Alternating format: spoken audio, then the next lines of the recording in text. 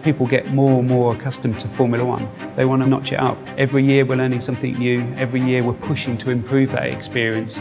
2012 is really responding to what the community has been talking about. Some of the feedback we had suggested that people only picked up F1 and put it in their machines when they had a solid couple of hours to play. So we wanted to come up with some new game modes, some new challenges that people can put on when they haven't got quite so much time to spend. One of the new modes for 2012 is called Champions Mode, with 6 world champions on the grid this year. We thought it'd be interesting if we made a scenario mode about trying to beat each of those champions across progressively difficult challenges.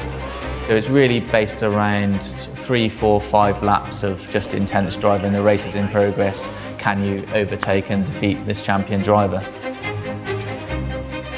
This is about trying to replicate that career experience that you had over a number of seasons in our previous games into a kind of condensed format.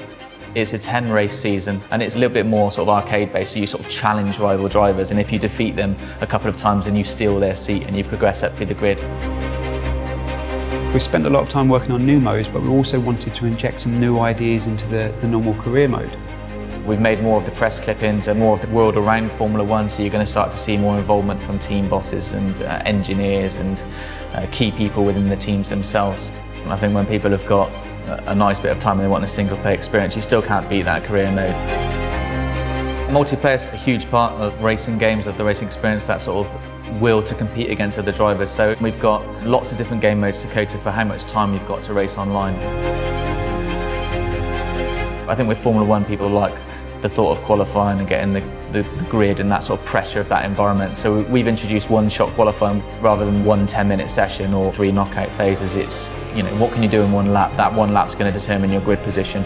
So that adds a lot of pressure. 2012 really is something completely unique. This is about playing Formula One your own way.